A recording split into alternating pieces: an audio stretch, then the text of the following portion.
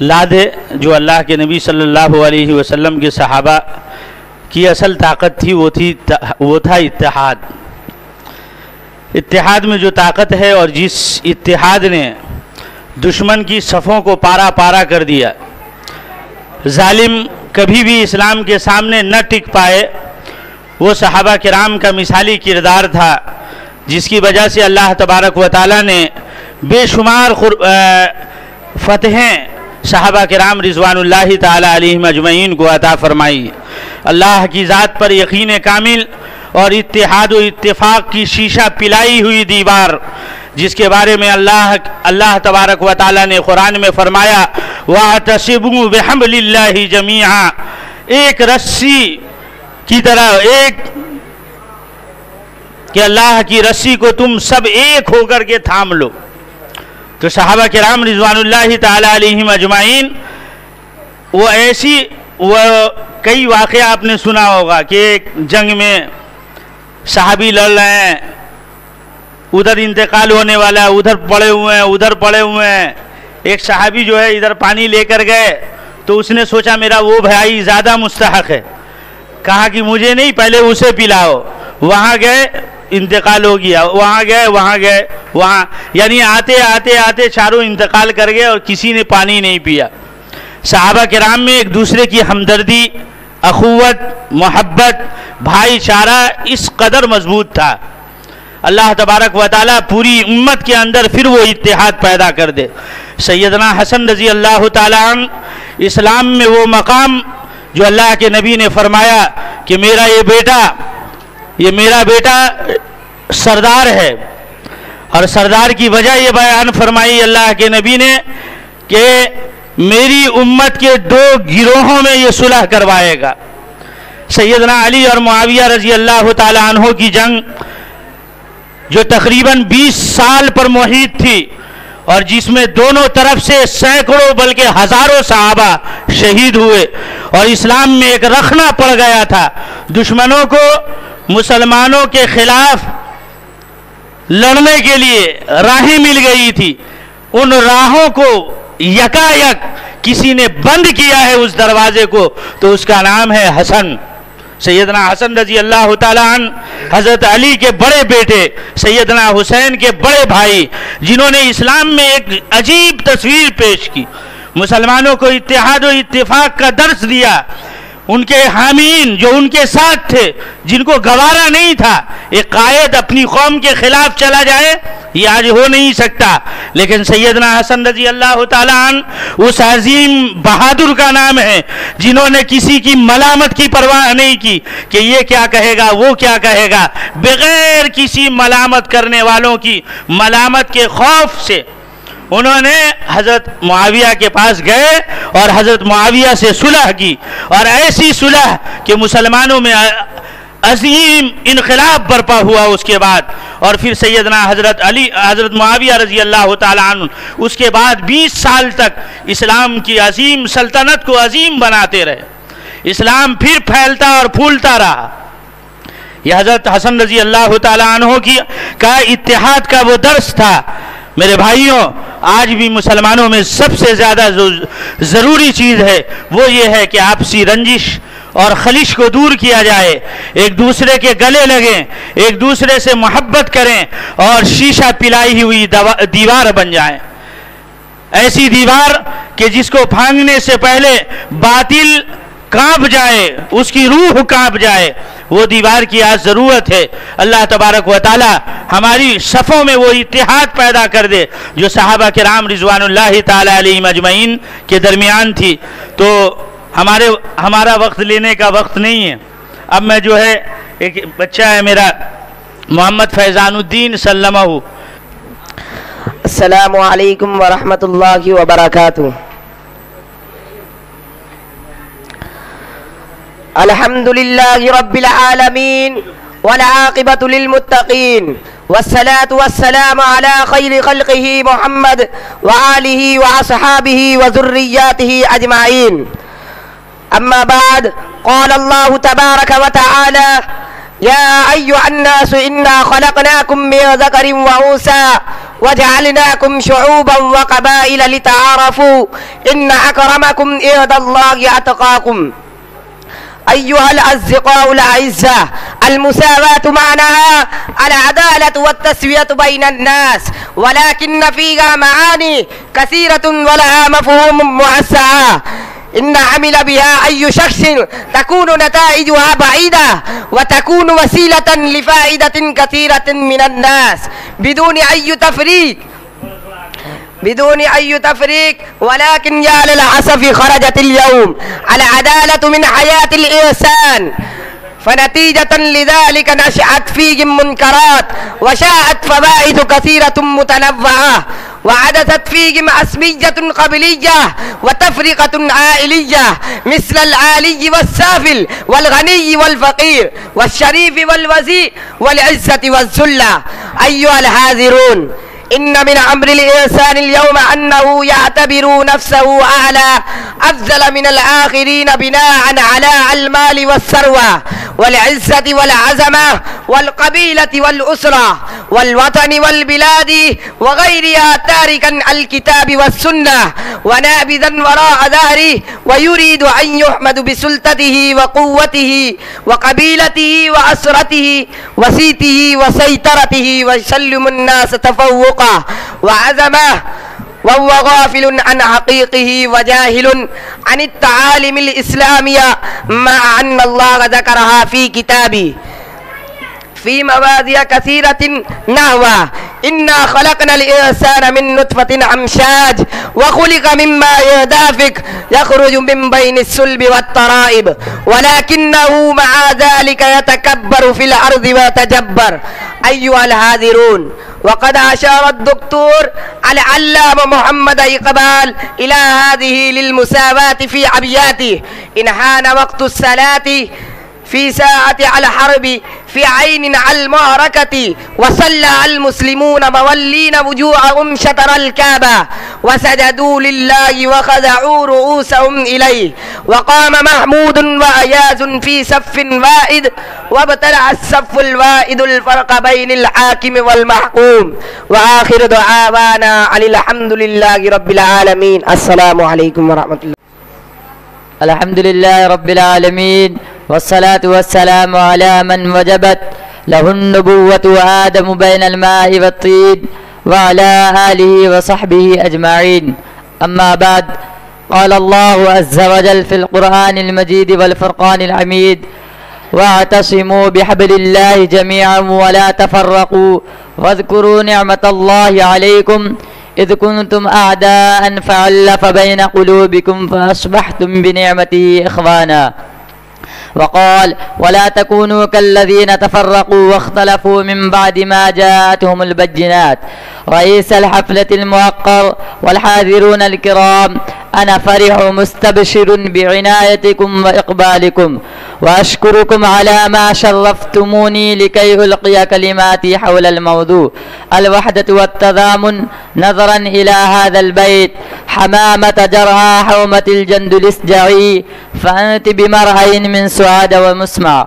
أيها الأصدقاء، إن الوحدة والتضامن هي ثروة عظيمة يهزم بها الإنسان جنود المجندة والعساكر الكبيرة والفئة الكثيرة من الأعداء ويغلب عليها مع القلة والضالة. وفي الوحدة والتضامن قوة خفية وطاقة سرية لا يعلمها إلا من يثق بالوحدة والتضامن ويؤمن بهما إيمانا كاملا، مع أنهم كانوا 310 ويؤمن بهما إيمانا كاملا. وأنكم سمعتم هذه الآية وقرأتموها: كم من فئة قليلة غلبت فئة كثيرة بإذن الله والله مع الصابرين.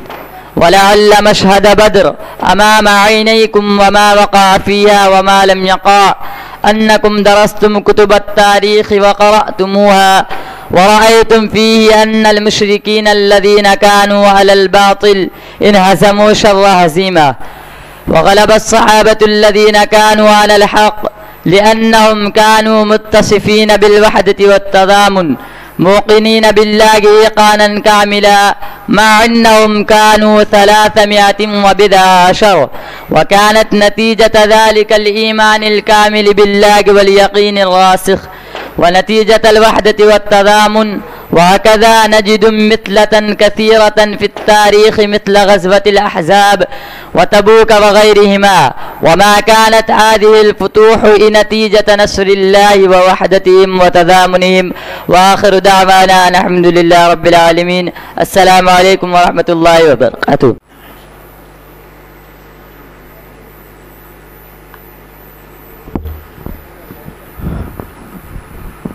माशाअल्लाह ये बच्चा अरबी में ताअतुर रसूल, अल्लाह के नबी सल्लल्लाहु अलैहि वसल्लम की ताअत फरमा बरदारी क्यों करनी है, हदीस कुरान की रोशनी में आपके सामने ये बच्चा अरबी ज़बान में बता रहा था। अब मैं इसके बाद इस मदरसे के एक तालिब इल्म मोहम्मद मिनहाजुल हक सल्लमहु, मिनहाजुल हक कहाँ है?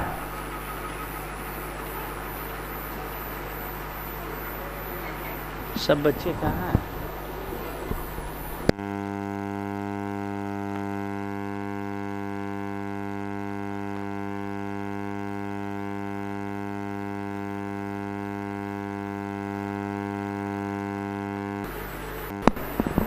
अब अरबी ज़बान में ही तकरीर पेश करने के लिए मोहम्मद रज़ाउल्लाह इब्ने मौलाना अब्दुस्सलाम इमाम व ख़तीब दानकुनी मस्जिद।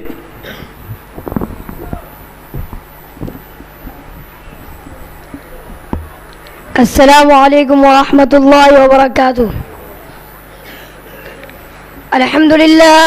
अल्हम्दुलिल्लाह कफ़ा व सलामुन अला इबादिही अल्लज़ीना इस्तफ़ा, अम्मा बाद। रईस الحفلة المبجل والحاضرون الكرام، أريد في هذه الحفلة الميمونة المباركة أن ألقي أمامكم خطبة وجيزة حول الموضوع وما أرسلناك إلا رحمة للعالمين.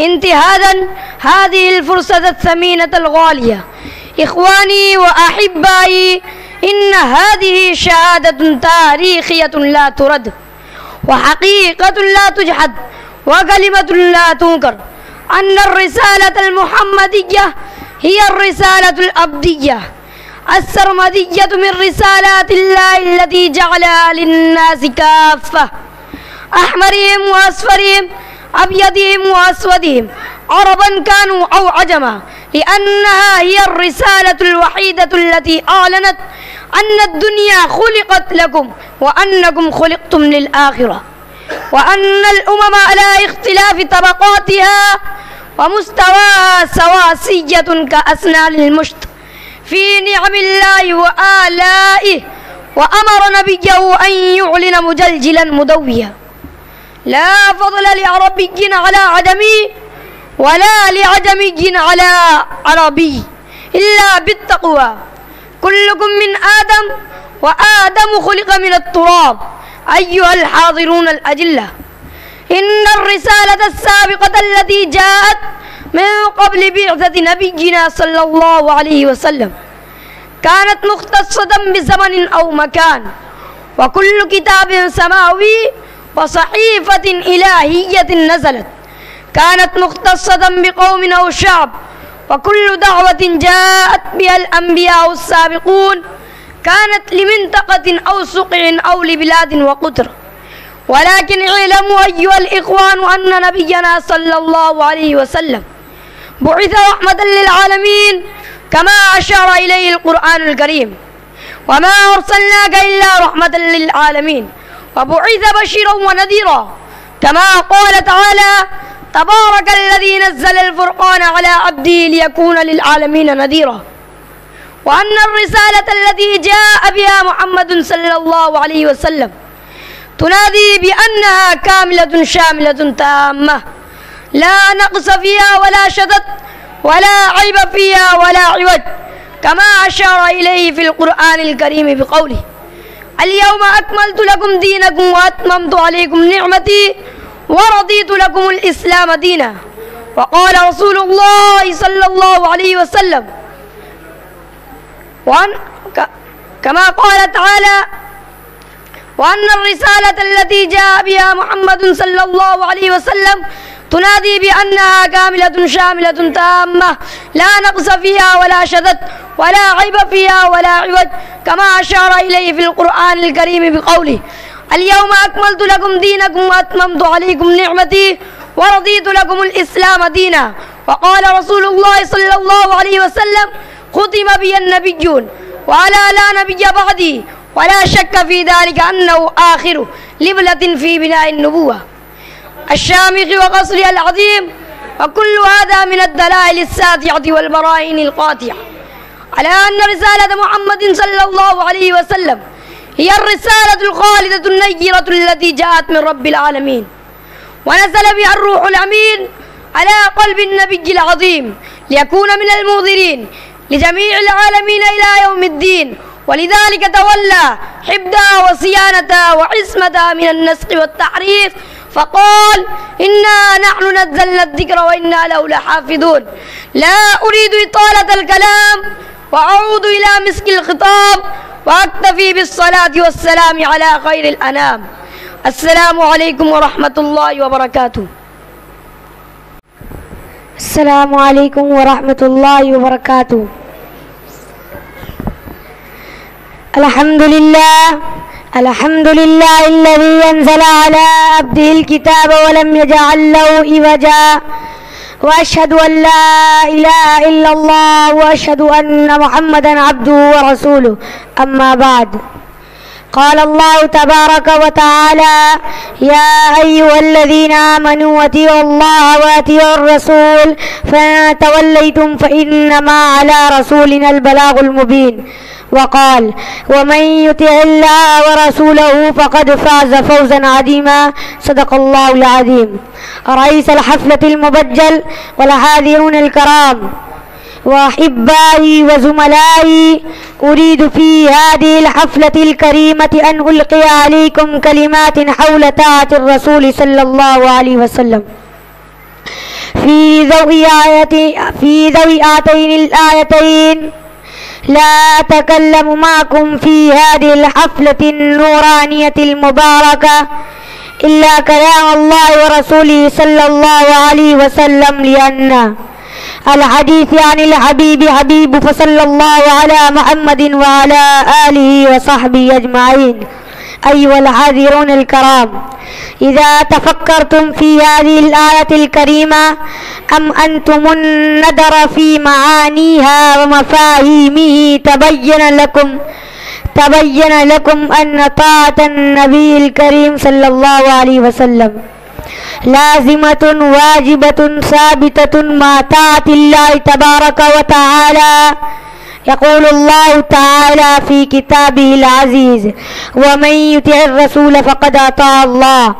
ومن ثم يعلم ويفهم أنه من يريد طاعة الله فعليه أن يطيع الرسول أولا، لأن طاعته مبنية على طاعة رسوله صلى الله عليه وسلم، ولأن شخصية الرسول صلى الله عليه وسلم هي وسيلة وذريعة واحدة لنيل معرفة الله والحصول على رضاه. وهذا هو السبب أن الله ضم اسمه مع اسمه في الآذان والإقامة وفي الصلاة ودعاء القنوت والتحيات، حتى في كلمة التوحيد، لكي يرفع اسم النبي مع اسمه. وما أجود ما قال سيدنا حسان بن ثابت الأنصاري رضي الله عنه: وذم الإله اسم النبي إلى اسمه إذا قال في الخمس المؤذن أشهد، وشق له من اسمه وعزه، فذو العرش محمود وهذا محمد.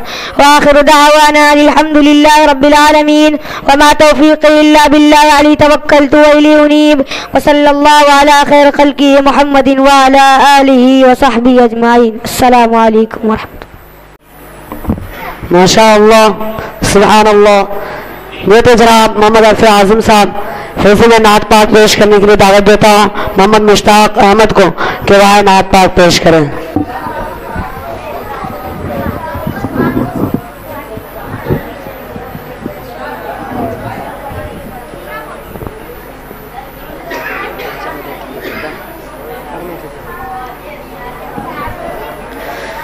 السلام علیکم ورحمۃ اللہ وبرکاتہ.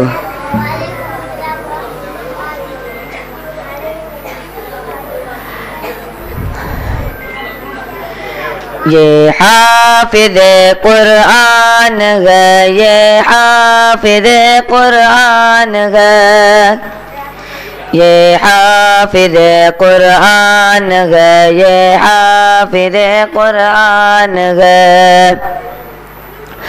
اللہ کا فرمان ہے، یہ حافظ قرآن ہے. آقا کے جو مہمان ہے، یہ حافظ قرآن ہے. اللہ کا فرمان ہے، یہ حافظ قرآن ہے. آقا کے جو مہمان ہے، یہ حافظ قرآن ہے. جیسا اتارا ہے گیا محفوظ ہے یہ آج بھی. قرآن کے الفاظ بھی، حرکات اور سکنات بھی. جیسا اتارا ہے گیا محفوظ ہے یہ آج بھی. قرآن کے الفاظ بھی اور حرکات اور سکنات بھی. رب نے چنے دربان میں یہ حافظ قرآن ہے. آقا کے جو مہمان ہے، یہ حافظ قرآن ہے. اللہ کا فرمان ہے، یہ حافظ قرآن ہے. آقا کے جو مہمان ہے، یہ حافظ قرآن ہے. یہ حافظ قرآن ہے، یہ حافظ قرآن ہے. یہ حافظ قرآن ہے، یہ حافظ قرآن ہے. ان حافظوں سے ہے عقیدت ہوتے کیوں حیران ہو. ان حافظوں سے ہے عقیدت ہوتے کیوں حیران ہو. اس قوم کی پہچان ہے، یہ حافظ قرآن ہے. ان حافظوں سے ہے عقیدت ہوتے کیوں حیران ہو. اس قوم کی پہچان ہے، یہ حافظ قرآن ہے. اللہ کا فرمان ہے، یہ حافظ قرآن ہے. آقا کے جو مہمان ہے، یہ حافظ قرآن ہے.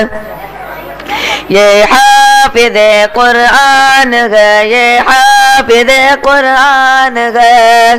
یہ حافظ قرآن ہے، یہ حافظ قرآن ہے. جن کا وضو پر آیت ہو، یہ میرا قرآن ہے. ان کے دلوں میں بھی لکھا، وہ بھی میرا قرآن ہے. جن کا وضو پر آیت ہو، یہ میرا قرآن ہے. ان کے دلوں میں بھی لکھا، وہ بھی میرا قرآن ہے.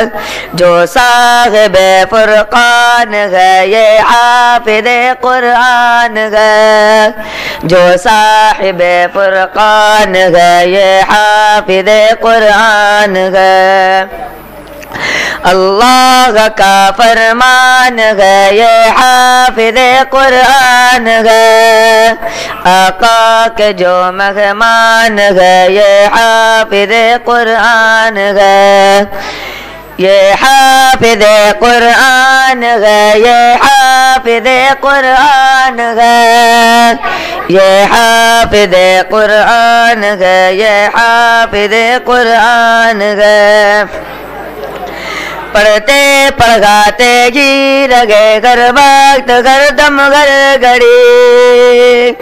پڑھتے پڑھاتے گی لگے گھر وقت گھر دم گھر گھڑی.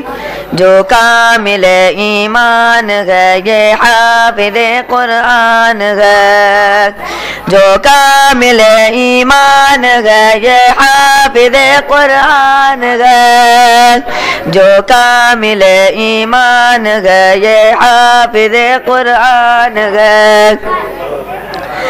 تقریب ہوگی خلد میں ان حافظوں کی شان میں، تقریب ہوگی خلد میں ان حافظوں کی شان میں۔ اللہ کا فرمان ہے یہ حافظ قرآن ہے، آقا کے جو مہمان ہے یہ حافظ۔ علیکم ورحمۃ اللہ وبرکاتہ۔ رب کو دیکھا میرے نبی نے، رب کو دیکھا میرے نبی نے، اور کسی نے بھی دیکھا نہیں ہے۔ سب سے پردہ ہے میرے خدا کا، سب سے پردہ ہے میرے خدا کا، اور محمد سے پردہ نہیں ہے۔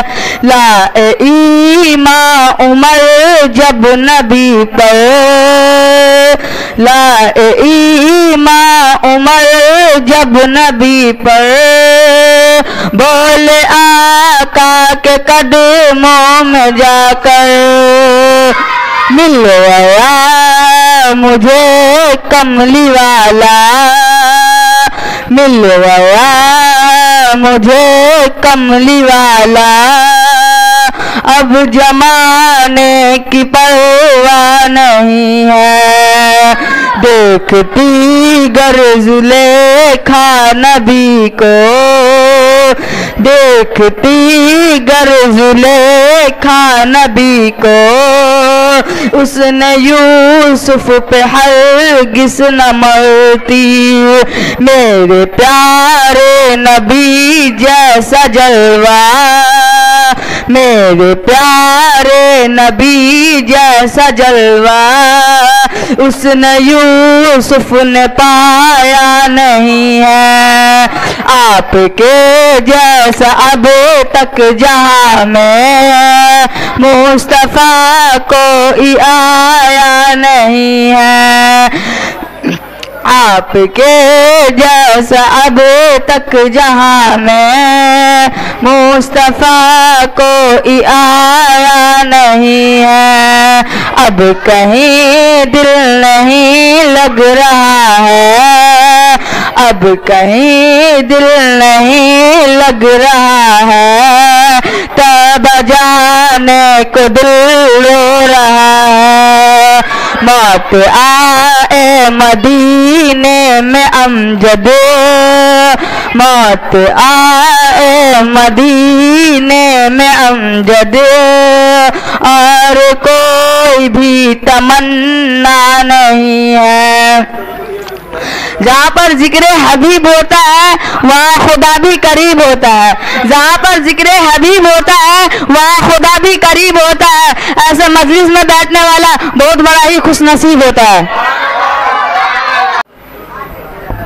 السلام علیکم ورحمۃ اللہ وبرکاتہ۔ الحمدللہ نحمدہ ونصلی علی رسولہ الکریم، اما بعد۔ محترم بزرگوں اور دوستو، موت کے بعد آخرت کی منزل میں سب سے پہلی منزل قبر کی ہے۔ اگر یہ منزل آسان تو بعد والی منزل بھی آسان، اور یہ منزل سخت تو بعد والی منزل بھی سخت۔ حضرت عثمان رضی اللہ تعالیٰ عنہ جب کسی قبر کے پاس کھڑے ہوتے تو اس قدر رویا کرتے، اس قدر رویا کرتے، داڑھی مبارک آنسو سے تر ہو جاتی۔ لوگوں نے آپ سے کہا آپ کے سامنے جنت اور دوزخ کا تذکرہ ہوتا ہے، جنت کے ثواب اور دوزخ کے عذاب کا ذکر ہوتا ہے، آپ اس قدر نہیں روتے جتنا آپ قبر کو دیکھ کے روتے ہیں۔ محترم بزرگوں اور دوستوں، کون سا ایسا دن نہیں گزرتا قبر یہ نہ کہتی ہو میں تنہائی کا گھر ہوں، میں اکیلوں کا گھر ہوں، میں مٹی کا گھر ہوں، میں کیڑوں مکوڑوں کا گھر ہوں۔ جب مومن بندہ قبر میں دفن کیے جاتے ہیں تو قبر اس سے کہتی ہے تیرا آنا مبارک ہو، تو جس پس پہ چلتا تھا اس میں سب سے زیادہ محبوب تو تھا، آج جب تو میرے حوالے کیا گیا ہے تو دیکھنا تیرے ساتھ میرا کیا سلوک ہوگا۔ اس کے بعد قبر اس کی اندھیرا ہو جاتی ہے اور اس کے لیے جنت کا دروازہ کھول دیا جاتا ہے۔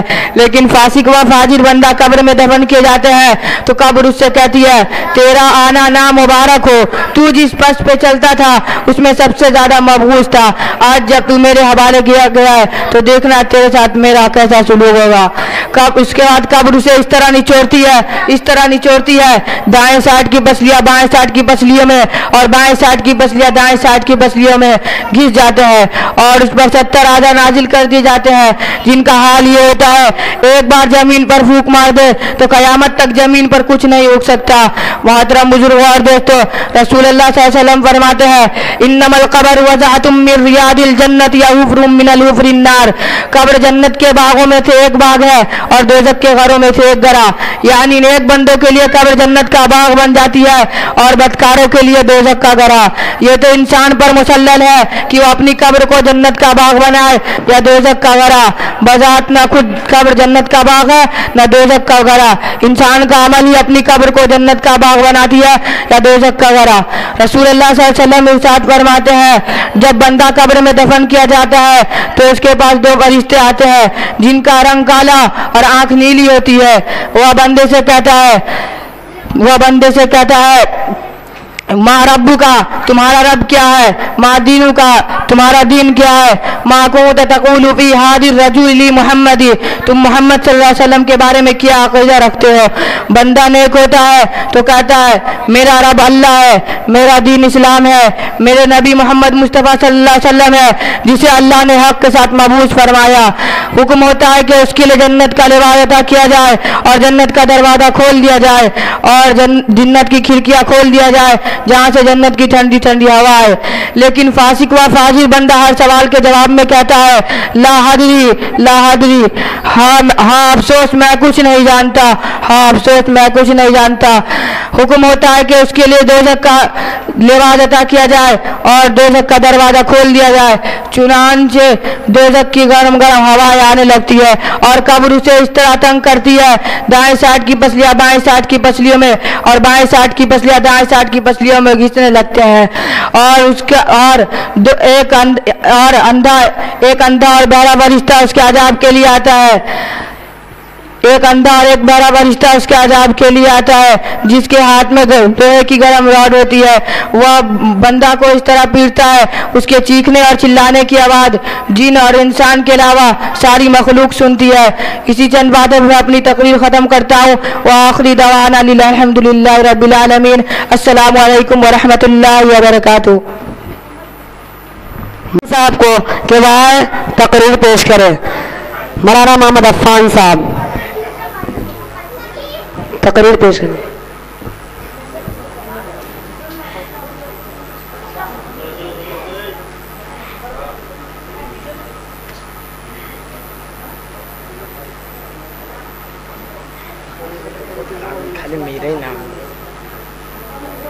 السلام علیکم ورحمۃ اللہ وبرکاتہ۔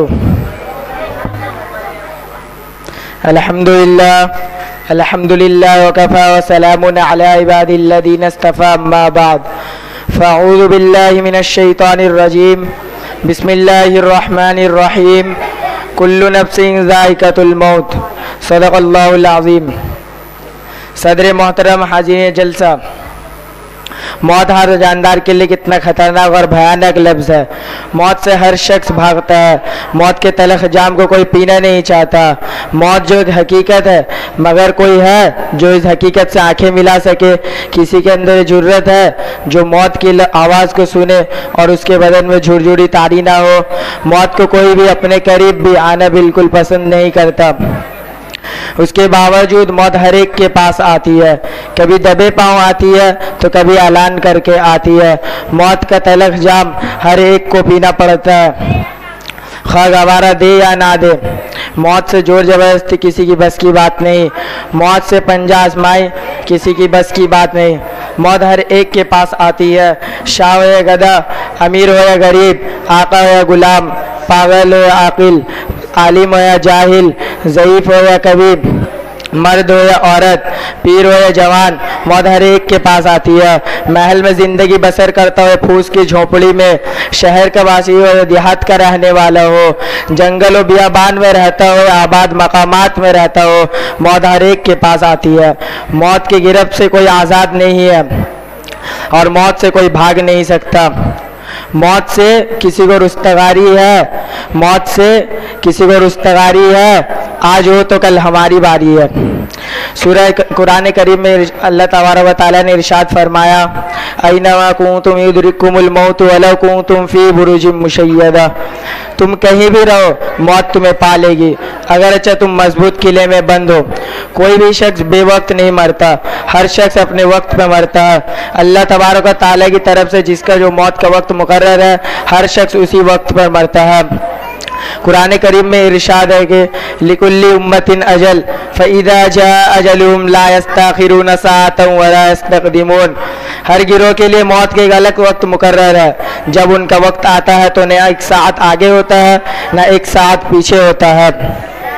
ایک دوسری جگہ ارشاد ہے کہ وَمَا كَانَ لِنَفْسٍ أَن تَمُوتَ إِلَّا بِإِذْنِ اللَّهِ كِتَابًا مُؤَجَّلًا، اللہ کے حکم اور اللہ کے فیصلے کے بغیر کوئی مر نہیں سکتا۔ اگر کوئی شخص موت سے اسی لیے نہیں بچ سکتا کہ وہ اپنے مکان میں پناہ گاہ بخش میں چھپا ہوا تھا، اور کوئی شخص اسی لیے نہیں مر سکتا کہ وہ میدان جنگ میں موت سے پنجہ آشمائی لڑ رہا تھا۔ موت اگر آتی ہے تو گھر میں بیٹھے بیٹھے آتی ہے اور مسوری میں لیٹے لیٹے آتی ہے۔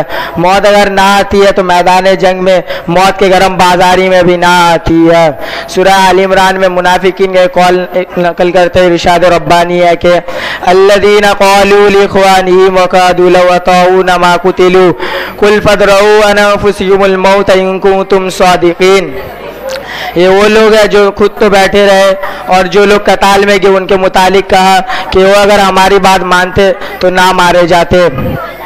یعنی اگر تم اپنے اس دعوے میں سچے ہو کہ میدان جنگ میں جانے کی وجہ سے فلا مارے گئے، اگر وہ تمہاری طرح میدان جنگ میں نہ جاتے، میدان لڑائی کے میدان میں نہ جاتے تو نہ مارے جاتے، تو تم میدان جنگ میں گئے نہیں، اب اپنے آپ کو موت کے چنگل سے بچا سکو تو بچا لو۔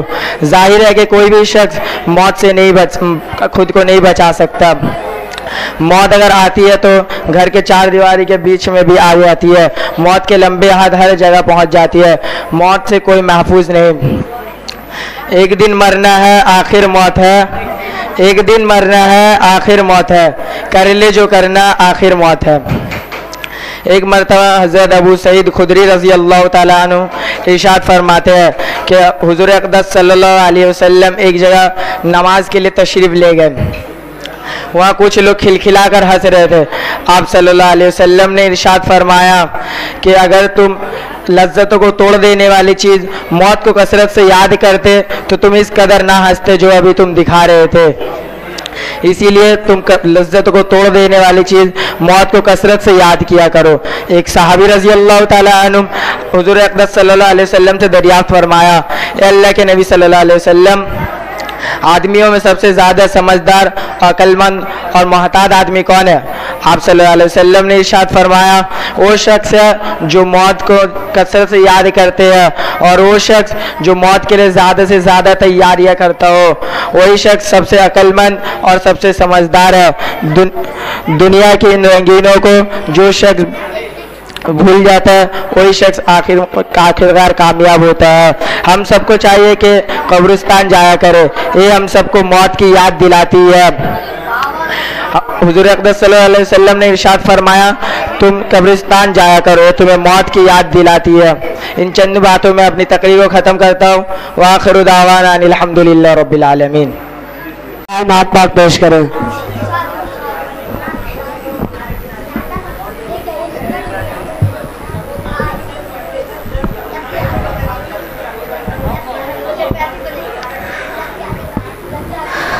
السلام علیکم ورحمۃ اللہ وبرکاتہ.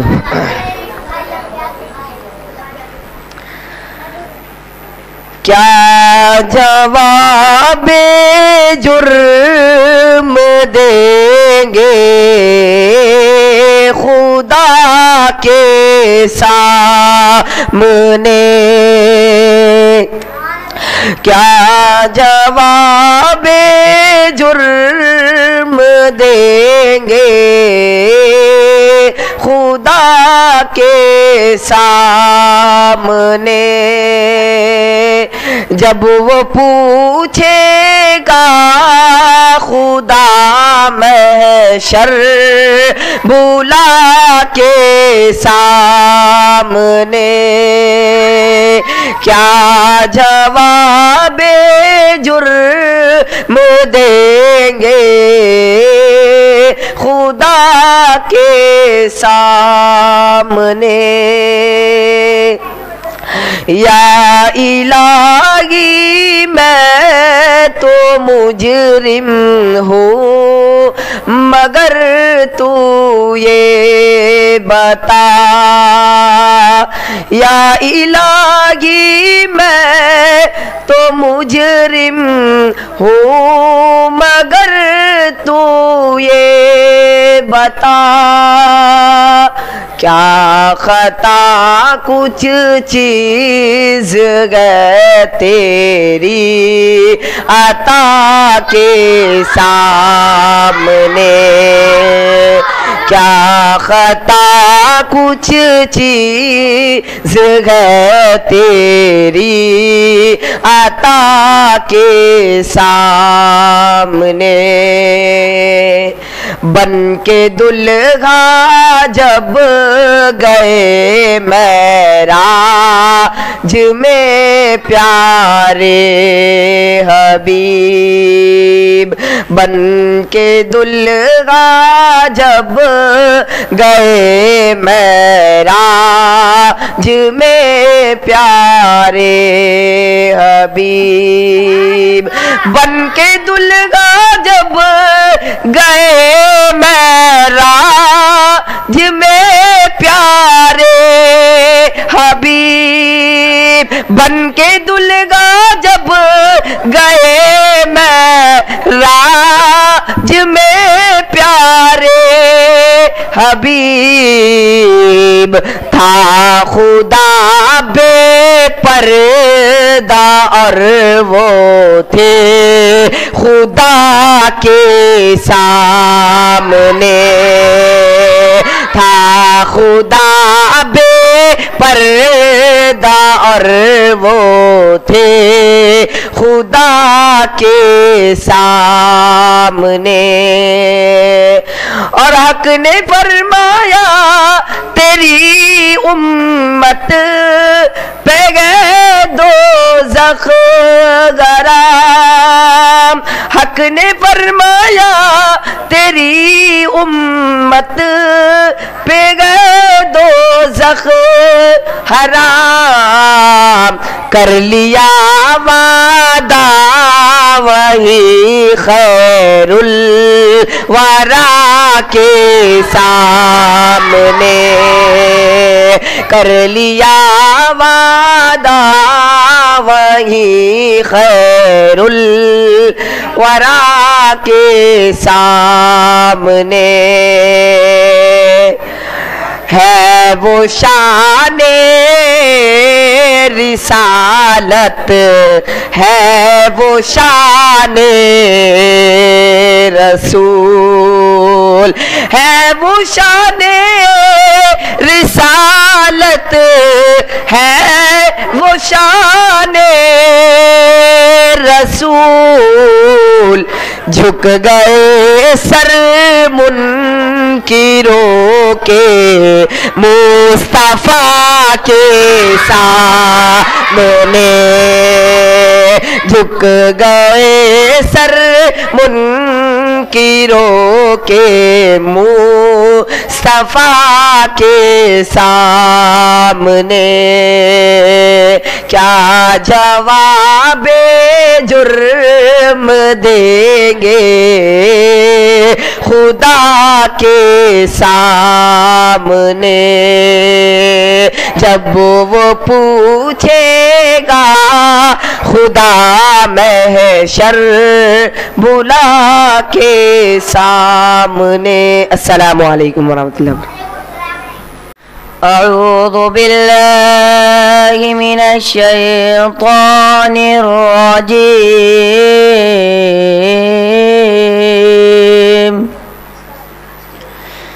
بسم الله الرحمن الرحيم. يا أيها الذين آمنوا أنفقوا مما رزقناكم من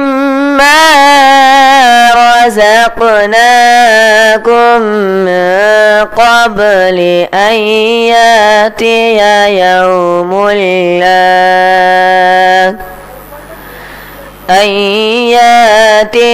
يوم لا بيع فيه ولا خلة ولا شفاعة والكافرون هم الظالمون. الله لا إله إلا هو الحي القيوم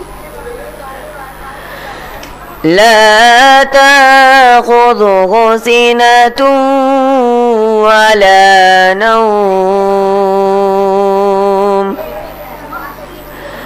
له ما في السماوات وما في الأرض.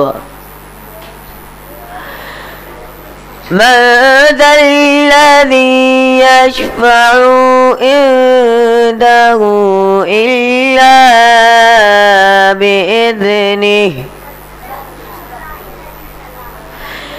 يعلم ما بين أيديهم وما خلفهم ولا يحيطون بشيء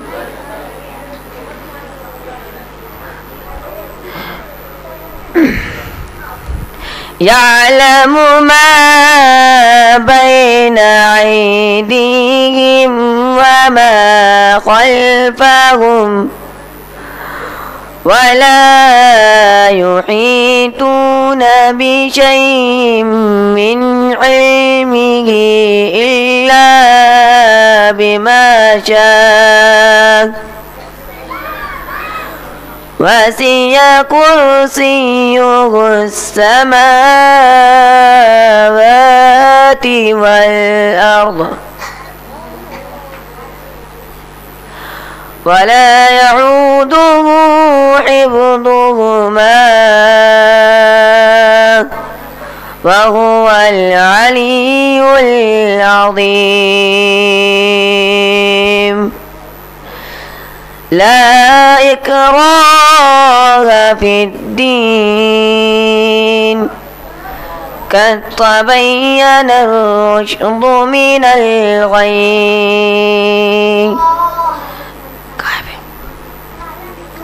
لا إكراه في الدين قد تبين الرشد من الغي.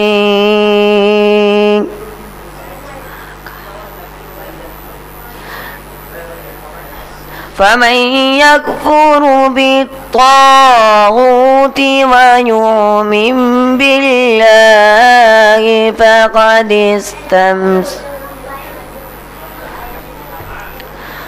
فقد استمسك بالعروة الوثقى لا انفصام لها والله عليم حكيم والله سميع عليم صدق الله